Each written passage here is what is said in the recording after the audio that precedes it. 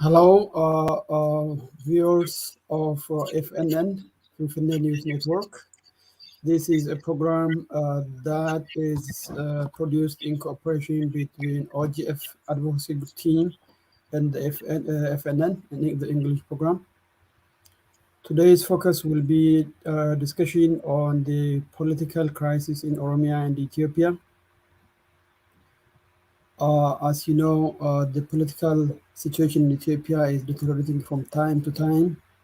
Prime Minister Abiy Ahmed's empire building project began to run out of control.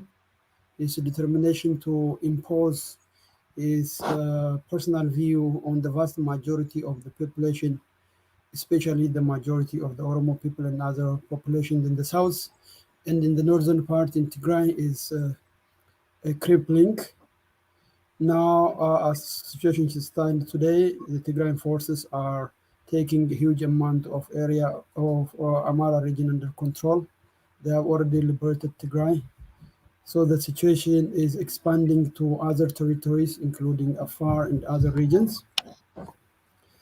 So the situation is looking like it is going out of hand. So we would like to discuss about the depth of the political crisis in Ethiopian empire and the future of Oromia related to the situation.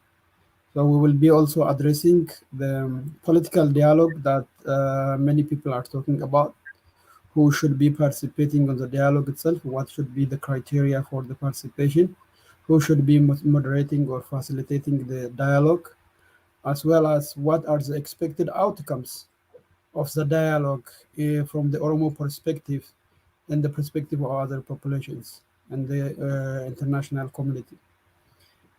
Today, our guest is Professor Asafa Jalata. Professor Asafa Jalata is a professor of sociology and global and African studies at the University of Tennessee.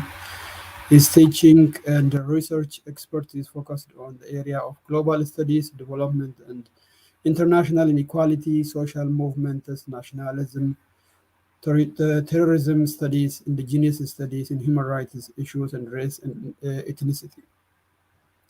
His research concentrates mainly on Oromia and the Oromo people, the Oromo country, and its interactions with the Ethiopian empire in the modern era. Please welcome Professor Jalata with me. Professor, welcome to our discussion. Thank you, Jamal, for inviting me, and thank you for FNN also to invite me to discuss these important issues.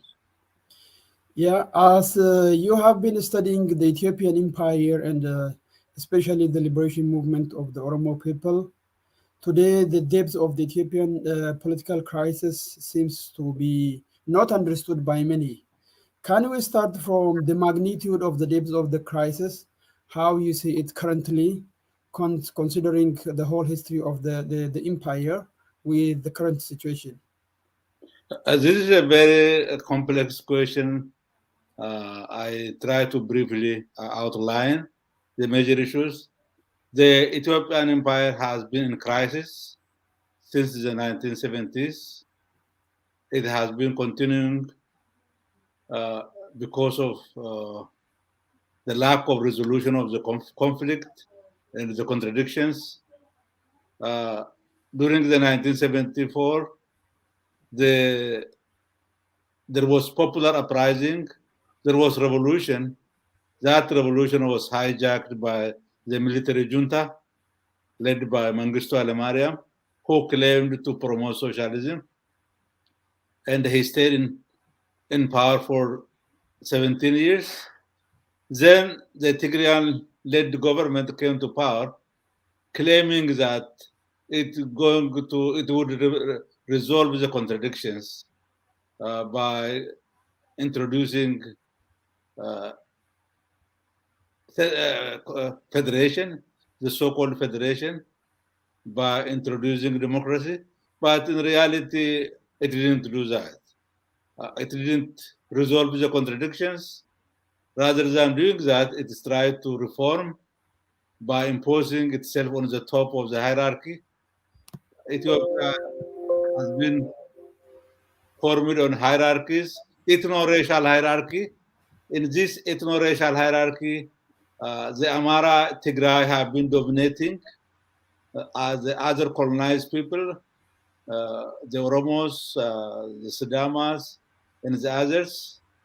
They have been competing each other to dominate and control the system and reform it according to their own image. Now, in 2018, the popular uprising of the Oromo youth movement, popularly known as Kero and Karre, pushed the TPLF and the EPRDF to reform or to really to be overthrown, but the movement didn't achieve its objectives because it was not well organized, or it was hijacked by opportunists in the reactionary forces, claiming that the part of EPRDF can lead the revolution. That was very amazing that the sick people who are ideologically corrupted would lead to the revolution to bring fundamental social change. And unfortunately, many Oromo elites who are opportunists or who are politically naive, who don't understand the complexity of the Ethiopian empire, or seeking power easily without any challenge, they start to support the Abiy-led regime, claiming that Abiy is an Oromo. Reality doesn't matter whether Abiy is an Oromo or not. What matters is whether he's going to support the dismantling of the system or whether he's going to introduce cosmetic change to perpetuate the empire. Some of us oppose that because Abiy has been part of the system. He didn't have credibility. He doesn't have credibility. He doesn't have knowledge. He doesn't have commitment to bring a fundamental social change. It should be opposed, and there should be total uprooting of the Naftanya system, which the Ethiopian, which is an aspect of the Ethiopian state. But within a short time, Abiy started to manipulate many people, many opportunists, many Oromos who used to claim that they were revolutionaries, they will support the Oromo struggle for self-determination. They joined Abiy, and it's very amazing that people who claimed to support the Oromo struggle for self-determination joining the Naftanya camp. They now joined the Naftanya camp. The Naftanya camp put cosmetic on itself, claimed to be an Oromo, claiming to promote the Oromo self-determination, start to push, and within a short time, start to impose military command posts and killing Oromos, arresting Keros and the Kares, killing them, and they start to terrorize Oromo nationalists to try to dismantle Oromo nationalism of Oromuma in the ambition that they are going to rebuild Ethiopianism, which is an ideological cancer, a system, very oppressive system, sick system that survives by butchering oppressed people, particularly Oromos, by killing them, imprisoning them, robbing them, taking their land. So the crisis is continuing. Nobody knows when this crisis is going to end, but it is intensifying. Whether it is going to take cosmetic form and continue the same system in different way, or whether the system will be dismantled and the fundamental social transformation will take place, will be seen soon. That depends upon the forces that are struggling to bring change, particularly the Oromo forces, because the Oromo forces are very determining in the Ethiopian empire because they are the largest ethno-national group. They are representing the largest ethno-national group without addressing the largest ethno-national group, the problem of the largest ethno-national group, to claim that to bring fundamental change and bring democracy and social justice in Ethiopia is an illusion, and an illusion from which Western powers are suffering, an illusion from which many elites in the Ethiopian empire are suffering, and many African elites are suffering because they are refusing to understand the and deep structural problems in the Ethiopian empire. Ethiopia is not a country yet, so it's an empire, even they don't want to recognize that. What? Thank you. What is the difference between an empire and a country, for so that our younger generation and the world also would understand us? Why do you say Ethiopia is an empire? It is not yet transformed into a country, or it cannot become a country. What's the difference between an empire and a country? A country is a country is an entity in which all citizens are considered are equal citizens and participate in decision making by electing their own representatives and form their own any kind of government they want without being limited, without being terrorized, and without being killed. And in Ethiopia, there are subjects, not citizens. All people, except a few people who claim that they are citizens, it's up to them. Probably Abeshas claim that they are citizens, but the colonized people are not citizens. They do not participate in the system. They are forced to participate in the system, to fight for the system, to die for the system when they are being exploited, dehumanized, and oppressed. So, an empire, many empires have been formed in the world, the British Empire, the French Empire, all these empires were forced to be dismantled. So the Ethiopian Empire is not different from that.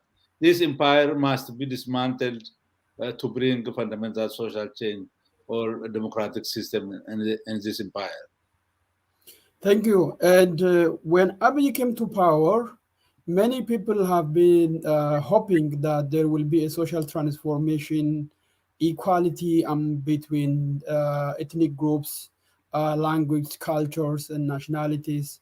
And people were hoping that there will be a kind of the beginning for democratic order, where people can decide their own fate, so including their political future, which is also part of the Ethiopian constitution, especially Article 39 of the Ethiopian constitution recognizes the right of nations and peoples to national self-determination.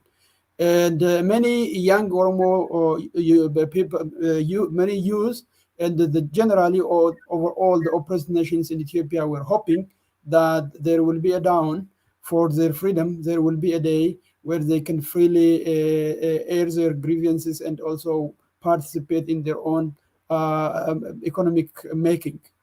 Nevertheless, few months after Abiy came to power, he even turned against all the Kare movement, against the Oromo people themselves.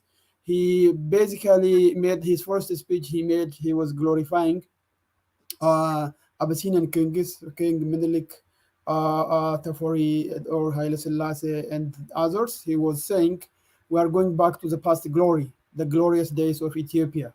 So that dream of him looked to be supported by extremist Naftanya group, and there was a war between this vision, the vision of for the future, going forward, and the vision of going backward.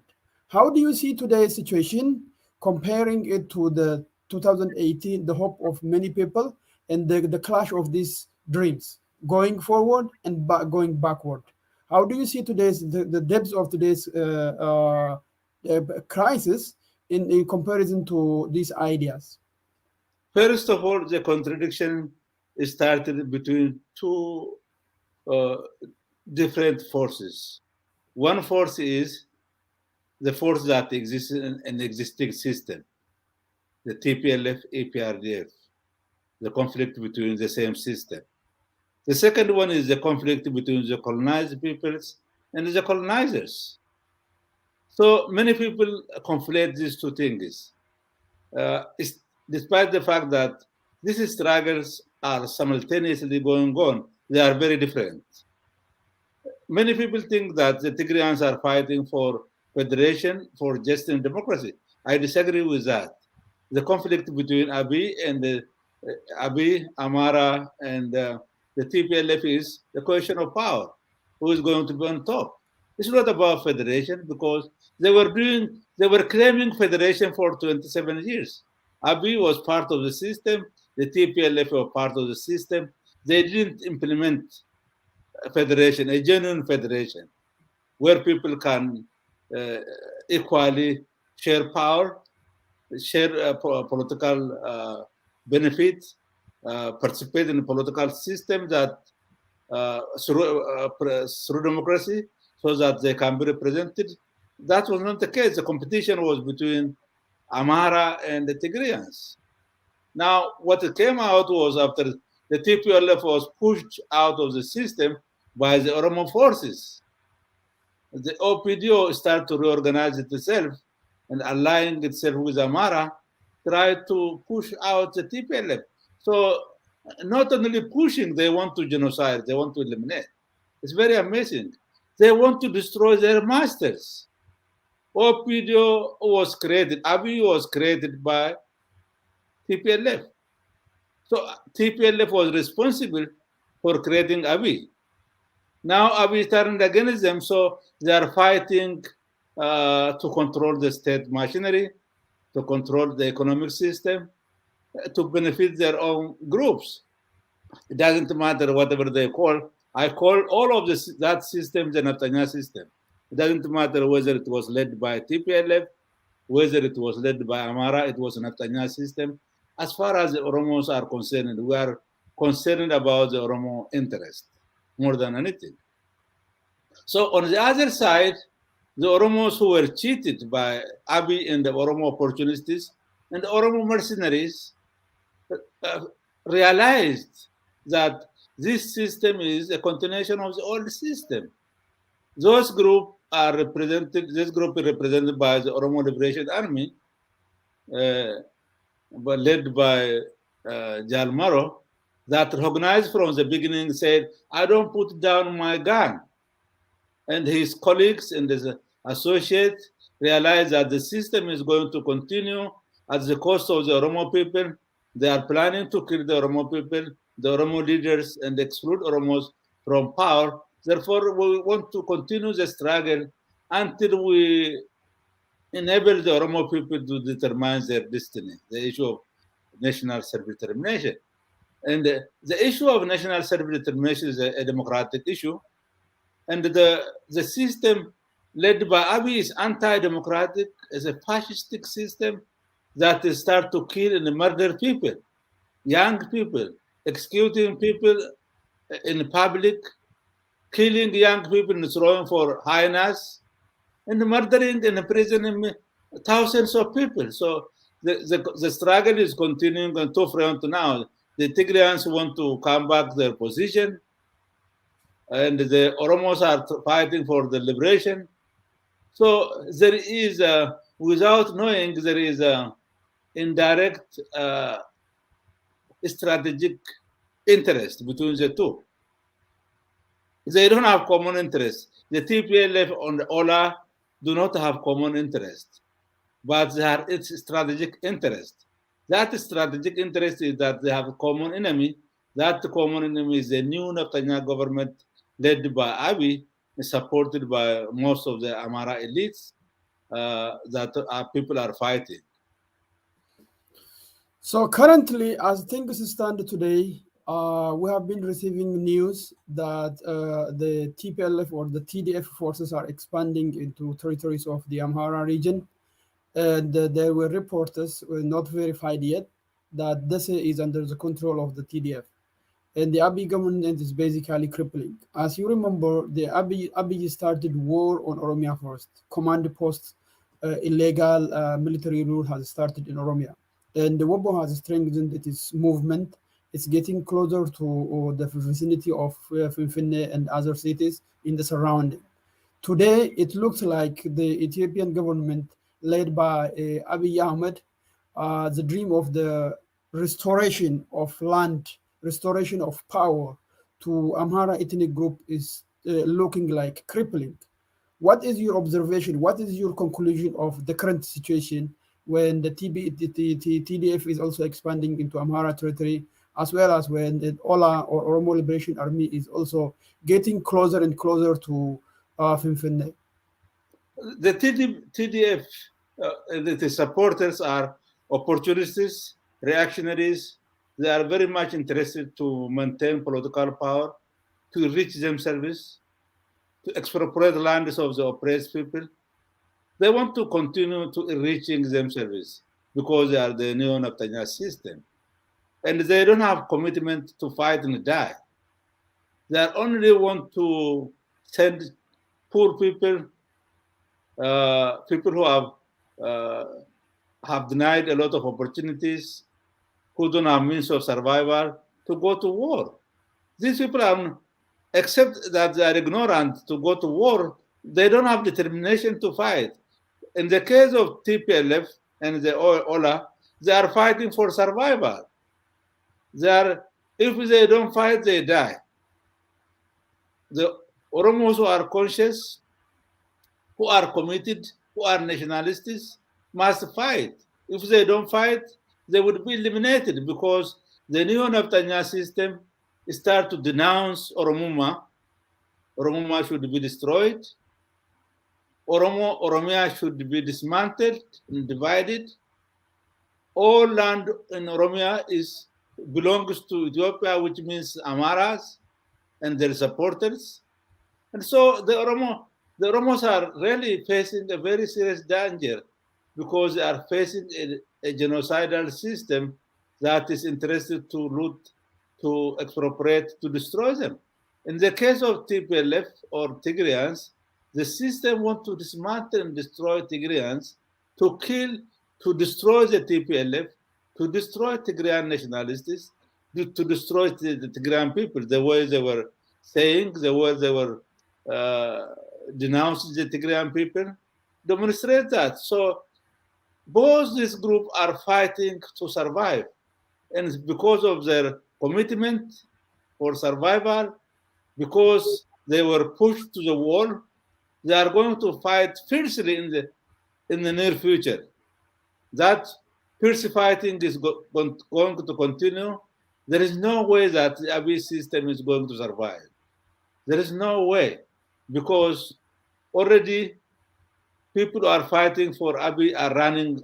They are giving their hands to TDF and to Ola. So the crisis is going to continue, and the Abiy government is gradually deteriorating and gradually going to be dismantled and destroyed. And nobody knows how this drama is going to be finished. We are like watching a movie. When you are watching a movie, you don't know how it's going to end. You are very much interested. You might know the direction. We know the direction in which these wars are going, but we don't know how it's going to end. Whether it's going to end soon or later, it's nobody knows, but it's going to end soon by dismantling the Abiy-led Netanyahu government. Right. So Abiy, at the beginning, when the war started in the north, especially with the TPLF, said within a month we have made them history. They are already ash. We made them ash. There is no point of return for the TPLF anymore. Recently, I think about 2-3 days ago, he said it is not possible to defeat the TPLF anymore through regular army. Therefore, we need the mobilization of the general public. So we call upon the whole population of Ethiopia, mobilize itself, have a popular movement against the TPLF. So he was basically conceding that through regular army, he cannot win, he cannot defeat the TPLF anymore. Second to that, the TPLF is moving farther and farther to the southern part of Amhara region. And as you said, there is also an There is also, even though there is a strategic interest between Ola and the TPLF, there are the divert visions for the future. They almost wanted to be liberated. They want to have control over their own land. They want to have control over their own destiny. And the Abiy and his supporters system want us to restore the old system, restore the land for the Amhara, restore power for the Amhara, restore the domination of the Amhara. At the same time, TPLF, after liberating the Tigray region, is it seems to have ambition of controlling even Finfinne. So many people are talking with this now about political dialogue and political settlement of the situation. What do you think should be the criteria of an inclusive political dialogue between all the forces, especially the southern populations? Because currently the whole global forces are talking only about northern Ethiopia. They only address about the conflict between the Abiy government, the Amhara militia, and the TPLF. They are not mentioning anything about the rest of the country, which can constitute about almost 70% of the population of the and the land. So going forward, when the US government, the European Union, and other world powers are talking about national dialogue or political dialogue to settle these issues, what do you think should they consider? Who should be guiding or moderating any political dialogue in the future? What should be the future of Oromia and the rest of the oppressed populations in Ethiopia? I, I have a very different opinion about this dialogue. In this empire, always the dialogue is only to transfer power from one group to the other. There is no way that in the Ethiopian empire, all different elites that come from different groups are going to sit down and resolve peacefully what is going on there. Because one group is determined, racist, they believe that other people are inferior, they have the right to rule. They even tell you that they created a country like somebody creates their own clothes so that it fits them. We are dealing with this kind of people. Another group of people say we are brave. We fought very hard to come to power. And therefore, we have to benefit from this power. The other group, like Oromos and other colonized people, say that you colonized us, we want to be free. We don't want to be controlled by you. We are struggling for the right to self-determination. So the international community always gives lip service. They don't do anything. They are just saying to appease the world, say that we are doing something. What is going to determine there is by actions that people on the ground will take. What actions the Oromo people are going to take? What actions the Sidama people are going to take? And this international community would like to bring together Abiy and the TPLF to introduce some kind of cosmetic reform without fundamentally changing the system. I'm wondering whether they understand the essence and the characteristics of the Netanyahu system.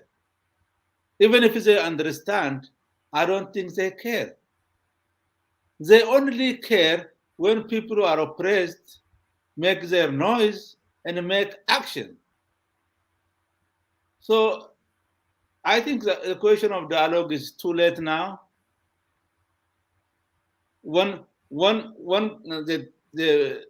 Abiy government is on verge of collapse.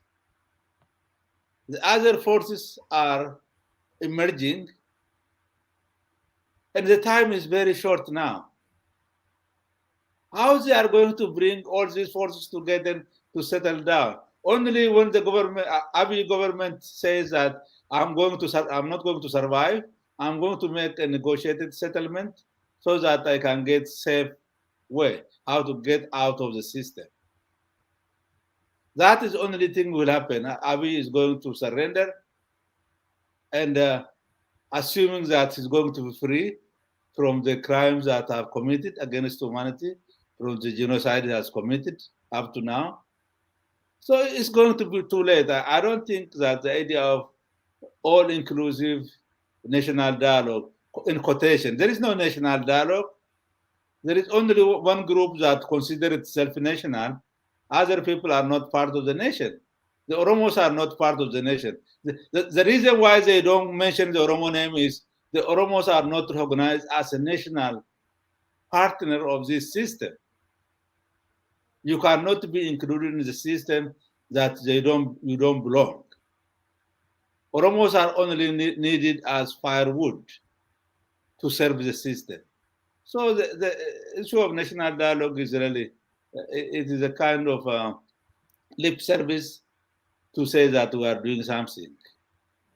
And all people who are saying that is really, those people in Ethiopia who are saying that is only to use, to find ways of dealing with a very complex issue that they don't want to understand, they don't want to deal with it, because all those involved in this system have committed heinous crimes. They committed genocide. They committed evil. They committed unbelievable things. So they want to ways of saving themselves. Under this condition, I don't think there will be a genuine national, so-called national dialogue. So what is in the future if there cannot be any dialogue between political forces, the armed and the non-armed, if there is if there is no any possibility of resolving the political stalemate, the crisis through dialogue, what is the future? What is an alternative? I think the crisis started to remove the Netanyahu system during the 1974 revolution. It also continued in 1991, but it didn't touch. This revolution didn't achieve their objectives. Under these revolutions, under the revolution take place that would dismantle the Netanyahu system in the empire, and people determine their destiny as peoples. The struggle is going to continue. Whether Ethiopia is going to be like former Yugoslavia or former Soviet Union or like Somalia is not clear. I think the forces on the ground are going to decide that. And So the Oromo should recognize that and be ready for very serious conflict, for serious, dangerous conflict. So basically, what you said right now is, I think, correct maybe to happen. The Western powers, especially those who are interested in having peaceful and stable Ethiopia, I don't know whether that is really their goal, but at least they claim so, are saying the priority number one has to be unity of Ethiopia. Who should determine about the unity or disintegration of Ethiopia? Is it the external world or the people in Ethiopia themselves? Whose right is it to determine about the future in that country? Is that the right of the USA or European Union or the populations in Ethiopia? I think these forces are violating the United Nations principles, United Nations, because they are members of the United Nations. The United Nations recognizes the rights of the colonized people or oppressed people to determine their destiny. The United Nations principles, also its charter recognizes the principles of individuals to determine their destiny, to do whatever they want with their lives, to choose the kind of job they want, to live wherever they want, and also recognizes people like Oromo, Somali, Sidama to determine their destiny, to determine what kind of government they want to have, to determine what kind of association they have with other people. So the people must determine their destiny. And these forces, they want to appease. While knowing these principles, they want to appease, for example, Abiy, by saying, Abiy and the Amara elites who are saying territorial integrity. The territorial integrity is the interest of the people who are living in that territory, imperial territory. They have to, it's up to them to decide. No, it's nobody's business to intervene in that. If people think that territorial integrity is beneficial for them, they would maintain it. If they think that it's against their interest, it allows one group to dominate or two groups to dominate, other group to be dominated and exploited, they have the right to say no. So it's nobody's right. The people in that empire deserve democratic rights, the rights of self-determination. Democratic rights include the rights of self-determination. Nobody can have power to prevent people to determine their destiny. But this destiny, in order to determine their destiny, people must have power, social power, political power. They should have organization, and they should fight to determine their destiny. That's the only way to go. Thank you so much. So, in relation to this question, the Ethiopian constitution itself has got an article, Article 39, where it says nations, nationalities, and peoples in Ethiopia have the right to self-determination, including secession. Nevertheless, like I said, there is a push from outside the outside world where they talk about territorial integrity of Ethiopia. Not only that, but also among the oppressed nations and nationalities, there are a group of individuals who are very much scared of taking that right into their hands. They say the West doesn't support the self-determination because the West is scared of the disintegration and the stability of Ethiopia and probably maybe overflow of refugees to Western parts, Western countries, for example, mainly Europe. So, is it should the people stay? Should the people stay under the empire just because some other forces, maybe from far away from Ethiopia, are scared of refugees? One, I don't know whether that even happens or not. Isn't the main problem in Ethiopia itself lack of self-determination of the population? Isn't it because of the political entities or political elites are determining everything about the people and they get support from the international community to suppress, to oppress population? Isn't it lack of the self-determination itself that is causing a war and destabilization and refugees in the first place? So the international community, as I already mentioned, they are just making lip service. First of all, they don't even follow their own principles. The charter that they are showing, according to that charter, democratic rights of the people should be respected. Are they really concerned about democratic rights of the people in the empire? What do they say when the Abiy government established command posts, start to kill people on the street, murder people? Did they say anything? For example, do they say anything about Oromo when the Oromos are killed everywhere, murdered, raped, looted? Do they say? No. So it's not necessary to pay attention to them. They don't care about the principles of the United Nations, the democratic rights, the rights of self-determination. They just want to say, they just want easy way of handling the problem. Rather than being blamed for not doing anything, they would do that. You know what happened in Somalia? They want to intervene. They were defeated and kicked out. You know what happened in Yugoslavia? They intervened. They couldn't stop. They have no power to stop anything. So it's up to the people. The people should not expect anything from them. The people should only. It is good that they are feeding the hungry people. It's good that they give political asylums for people. It's good that they provide economic support for people who are been uprooted. That's the only thing they can do. They only side with the people who have power, nothing else. I study about them. I teach about globalization, human rights. What is written and what they have written as a principle of human rights are great, but there is a serious gap between what they say and what they do. And the people shouldn't worry about the United Nations, and the people should worry about what they are doing, what they are capable of doing to change their conditions.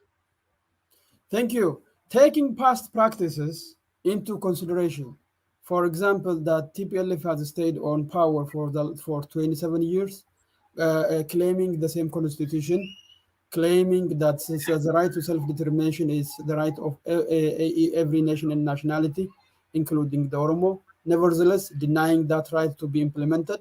Taking also the claims, the talk about peaceful resolution of problems in Ethiopia, taking, for example, the peaceful negotiations, even during the occupation of Oromia, what happened to Abishai Garba, what happened in Anole in RC, and later on what happened to also the negotiation between General Tadesse Birru and the Naftanya system, also what happened to General Wako Gutu, and also what happened in 2000, in 1991 and 2018. Is it now the right time for Oromo even to take part in something called a peaceful national dialogue when history teaches us none of these forces have ever been interested in real peaceful dialogue and the settlement of the issue through determination of the public determination, which is a referendum where the people in the empire can vote for themselves rather than political elites would determine through negotiation and through sharing power and the resources of the country. Is it really the right time? Is it the right time for Oromo to engage in the same issue, the same thing again and again, where political elites really share the power and money, but people do not have anything from that? What do you think on this, about this? We have to be political realists or pragmatists. Whenever there is some kind of dialogue, as far as you know where you are going, as far as you stick to your principles, as far as you not change your mind to temporary benefit, to participate in discussion, negotiation is not harmful. But you have to know where you stand. You have to have matured position, very well principled position that people participate in it. You have to discuss with your people. People should know what is going on. For example, in negotiation in 1991, negotiation, by the way, didn't happen. The OLF was called to observe. It was not a negotiation. They were ordered to take in the system. And they obviously took the position, assuming that they're going to benefit something out of it. So it's a very complex dilemma. If you avoid it, these powerful countries are going to put something on you. They think that you don't like peace. But it's very good that you present your case in a very strong way, not to appease anybody. Make your position very clear. For example, one of the issues is the right of self-defense. Ask Western powers if somebody want to come and kill them, loot their resources, do they allow them, or do they say that these are terrorists and prepare stand for themselves? The same thing for our oppressed people. The oppressed people should not allow anybody to come and take their land, to kill their people, to kill their leaders, to rape their women. Make that very clear. And from standing your position very clear, you can negotiate. And at the same time, you can popularize your case to the international community. Not to go for negotiation to submit. Not to submit. Make your position very profound. Don't hide from your people. Discuss among your intellectuals. Your argument must be based on a scientific base. It should be based on international law. It should be based on justice and truth. As far as you are going to do that, you are going to benefit. If you just go to submit, you are going to lose. And finally, they are going to kill and destroy you. Thank you so much. That was a wonderful answer. So the next question will be, As you know, Abiy has been participating in 27 years of misery, killing people. He has been one of the top spies of the TPLF regime. And he continued with the same killing in the last 3 years after the TPLF is also removed. Basically, he committed war crimes and crimes against humanity. And he has been waging genocide against the Oromo people and now expanded also to the Tigray people.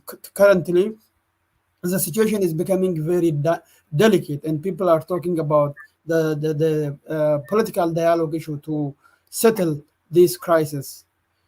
Is it okay? I mean, the question is like, should criminals be allowed to take part on the political dialogue if there is any dialogue at all? Should Abiy government and his party, the Prosperity Party, be allowed to be part of the dialogue, rather than shouldn't they be held accountable rather than joining the dialogue? How do you think about that? Participating in dialogue are not going to set them free from the crimes they have committed, by the way. If they participate, they are going to be more exposed. No? So to bring them to discussion is good if they are ready to stop him from killing more people, if possible. Then that doesn't mean that he's going to be free of the crimes that his regime has committed. So if truly, if all parties agreed based on international law, based on the principle of democratic rights, it will be great. But that's not going to be done because Abiy is not going to accept that. Abiy is going to continue to fight until the last minute.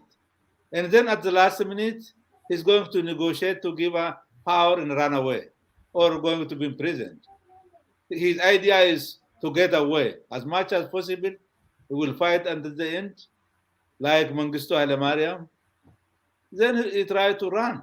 We already heard that he has bought a house in the Middle East, in Arab Emirates.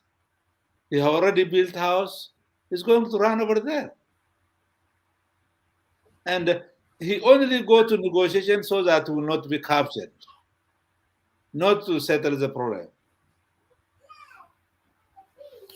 Thank you. And there are also people who say, rather than Abiy facing, I mean, being part of the dialogue, he should rather face the International Criminal Court. Anyway, you can comment on that one later on. I have another question. My other question is like, what should be the role of the international foreign forces or international community in the dialogue, in the process, especially considering their repeated claim that Ethiopia's integrity is very crucial to them? What do you think? Should politicians, especially the Oromo, taking the future of Oromos and Oromia into consideration, should do? You said already some principled actions are very much important. Should they be? I mean, is the soft diplomacy going to work basically for the Oromo? Is it a good idea to simply appease any kind of international mediator?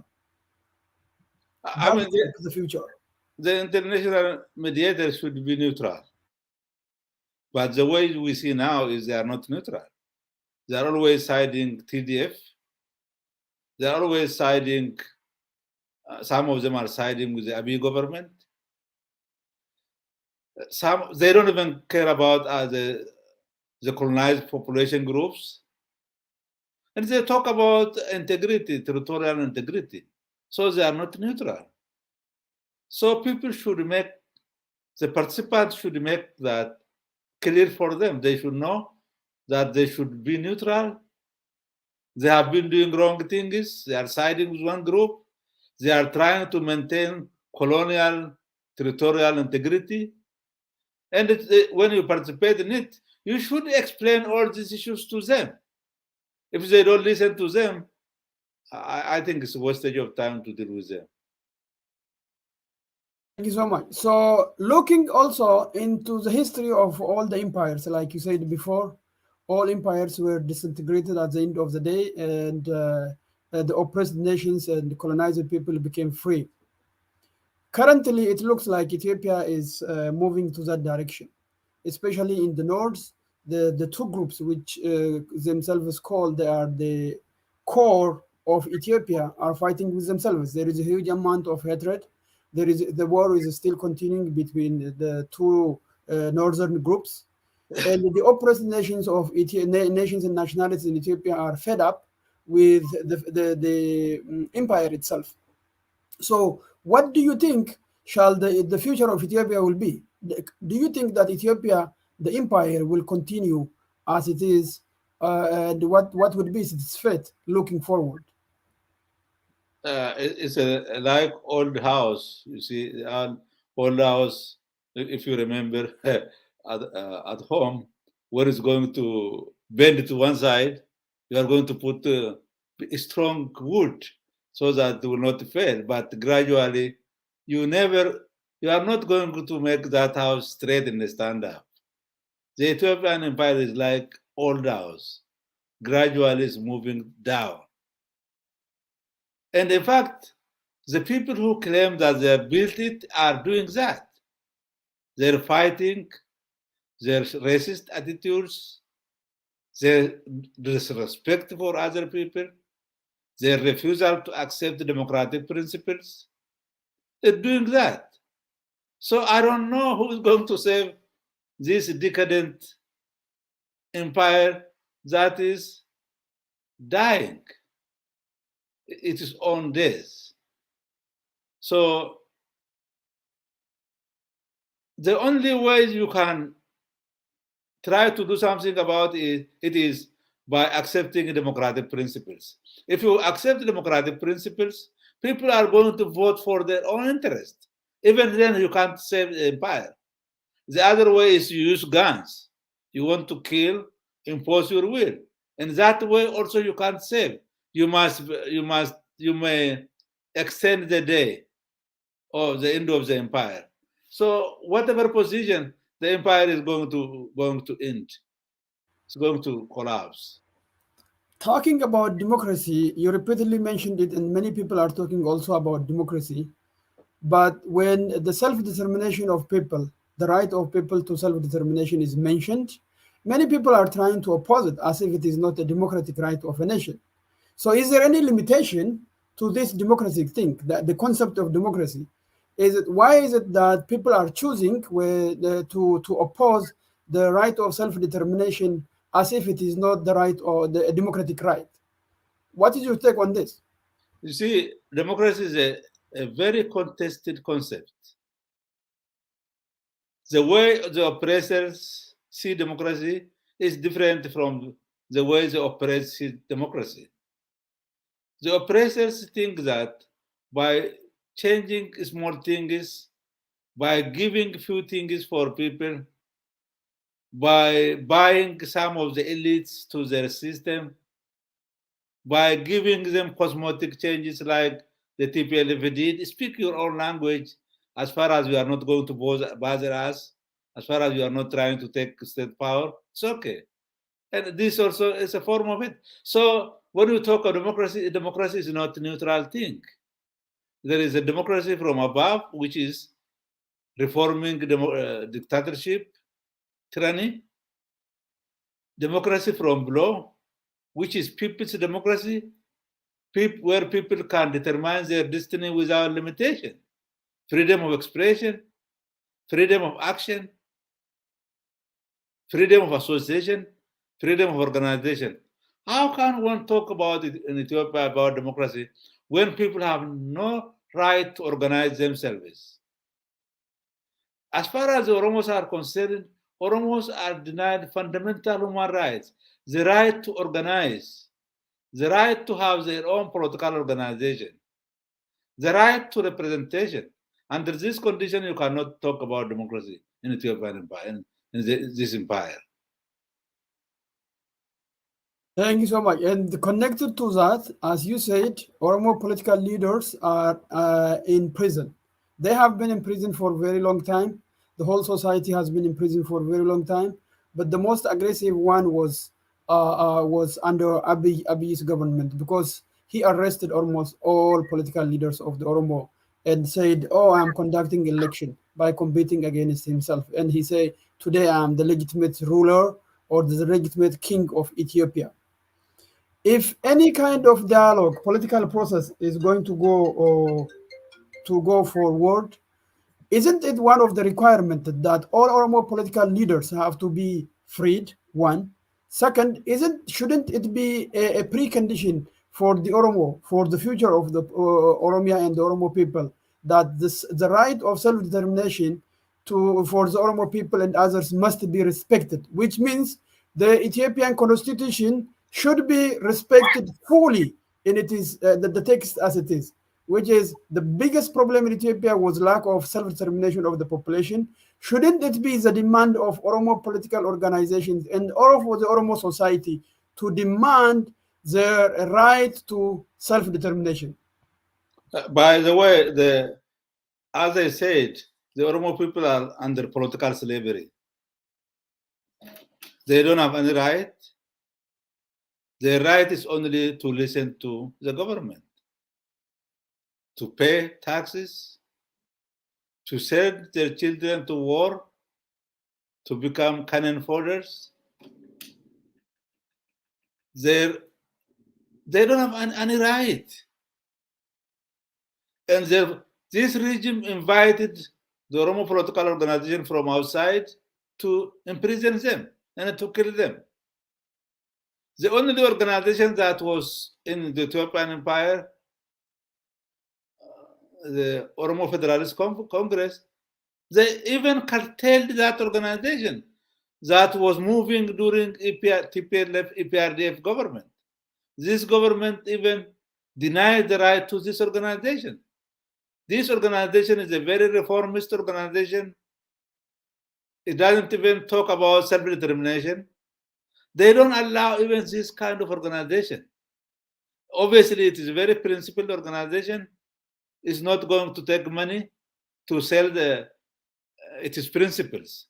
It is refusal to be bought, to be part of the system, made the government to make it illegal almost by killing, imprisoning its leaders. The OLF, the OLF is always considered the most dangerous organization for all the colonizers, for the government of Ethiopia. The reason is because it is loved by most of the Oromo. To be loved make you criminal. Because the Oromo people see that organization is a true organization.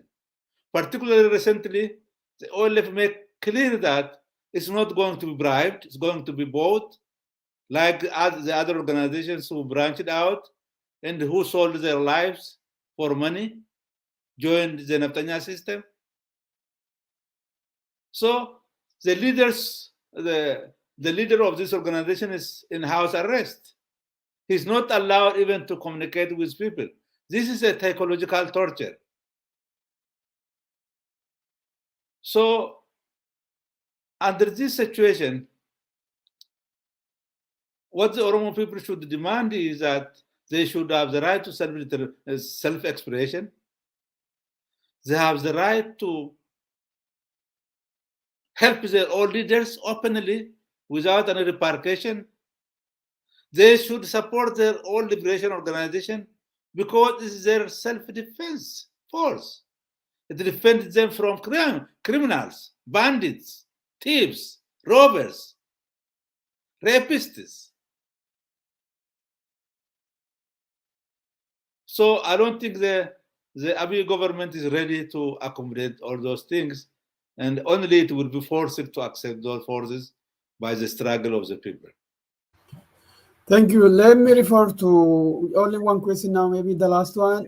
Recently, there was a resolution by the House, the U.S. House Resolution 445, In that revolution, the whole issue was simply talking about northern Ethiopia, which is a relationship between the forces of the Amhara and Tigray, and the Abiy government, which is basically the right hand of the Neftanya system, which is propagated by Amharas from the north.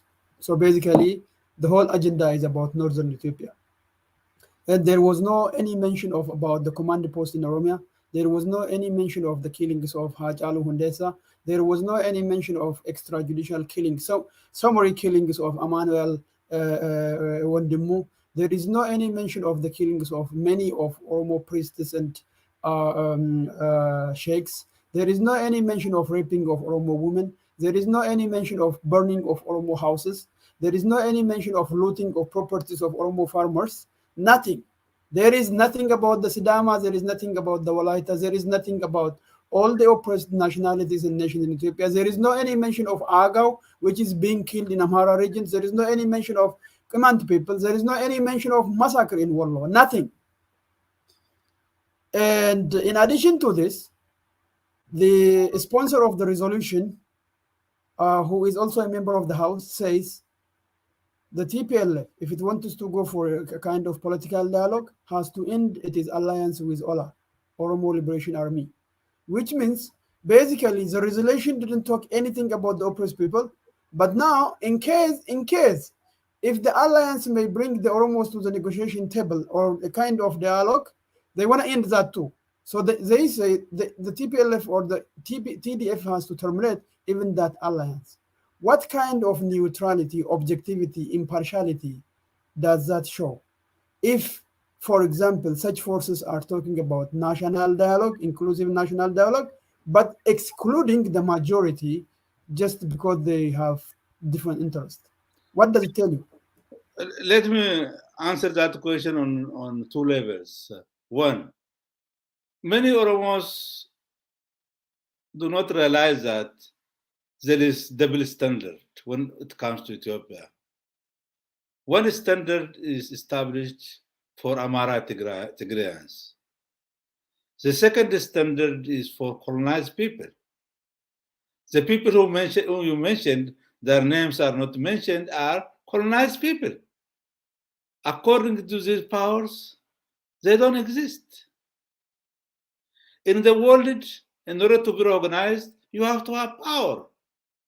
You have to demonstrate that you have power by fighting and damaging the system that oppresses you. And then they recognize you. Until you do that, they don't recognize you. They always side with the oppressor. Because they have a relationship with the oppressor, they eat and drink together, they get money from them. The woman, what's her name? The woman that leading that group, I forget, her last name is Bas. She's elected to office by Amara representatives in California. They are funding her election. They are funding the election of this congressman. Therefore, they don't care about other people. Only in my life, I saw one congressman who went to Ethiopia and who came back, talk about Cairo, how Cairo were killed, terrorized, how some of them joined the army. The only man who have humanity, who have principle, who didn't side with the oppressor because the oppressors fed him, provided them some kind of benefits. And most of them are siding with the oppressors. Some of them are ignorant. They don't even know what's going on in the world. So for me, I have lost hope in these people a long time ago. That's why we have to focus on our job. Thank you so much. You can Sorry. run around them, talk to them, but they don't change their mind. These are the people.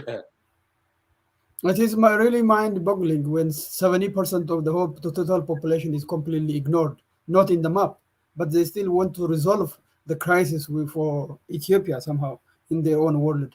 So one That question should be answered by the people themselves. They very should nice. ask why. Why they are not listening to us? What should we do?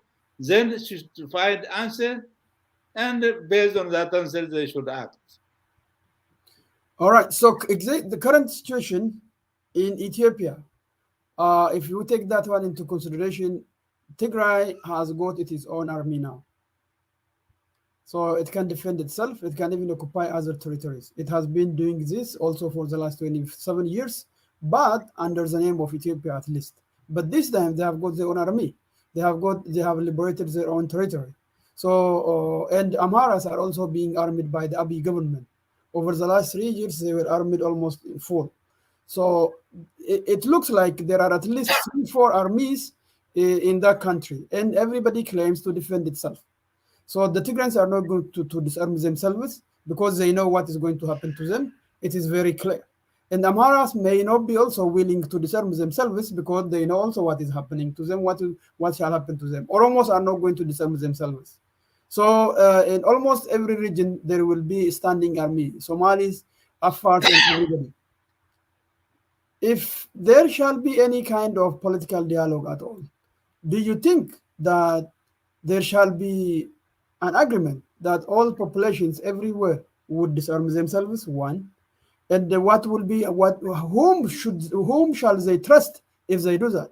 Should the Oromos disarm themselves if there shall be any kind of negotiation? At this moment, to raise about disarming is it doesn't make any sense at all. That means come and kill me. Those who are armed come and kill me, I will disarm. Like in 2000, recently, our political activities say we must be disarmed. In one country, there is only one power that must have the monopoly of power. As far as there is no democratic government that you trust, you cannot disarm yourself. Even in that case, you will have your own army that will protect you. So the right to self-defense, like in America, for example, you know that individuals have the right to have guns. Many states have their own army, and there is also a federal army. That can happen, but I don't think there will be a federal system soon in Ethiopia, in the Ethiopian Empire. The condition is not conducive. I don't know about the future, but at this moment, it is not something that we have to entertain. And the Oromos are, in fact, they don't have enough army. They should have army that is that is tantamount to their size of the population. They should have army that represent these 40, 50 million people. Otherwise, these 40, 50 million people are going to be victims of those who have guns because the Oromos are killed and murdered because of their economic resources, because of their land.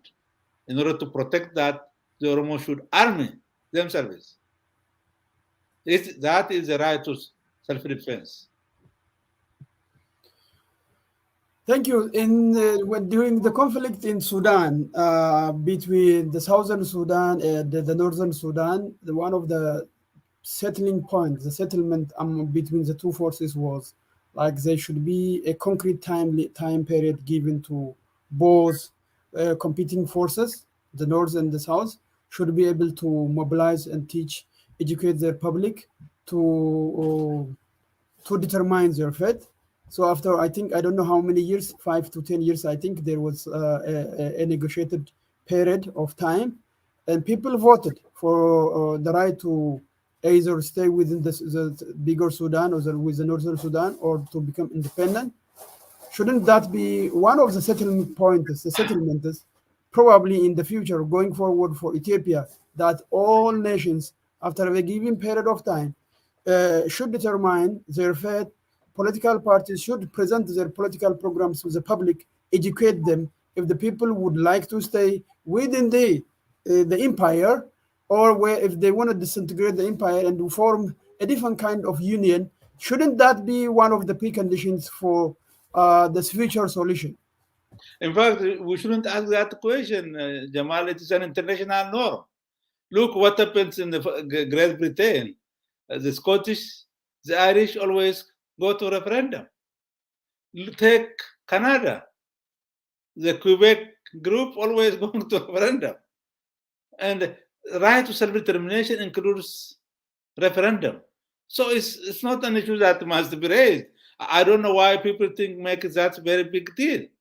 If you accept the principle of self-determination, that is part of referendum. I believe the Oromo people should decide their destiny through referendum. How to govern themselves, how to relate to other people, how to relate to the international system. They should make a decision. That is their democratic and democratic rights.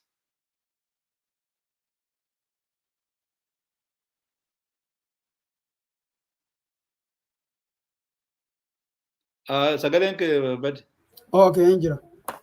So I think we have to conclude with this. Basically, I like the idea that that should not be even a question, and there should not be any time period for that. So because people have to be able to determine at any time, just like in Scotland or just like in Quebec, they should be able to vote in what kind of system they would like to live, with whom they want to live, and well, okay. So I think I would like to ask you your last remark going forward, especially for the Oromo people, with the current condition very much burning, because the two forces are almost increasingly affecting each other, basically, and taking the experiences of the past.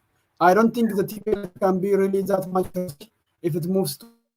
So therefore, and other populations have alarmed and alert, and we have to have all Oromo Liberation Army about anything to pass. is questioning electricity. I just Oh, there is something wrong with. okay, so the situation is very much alarming.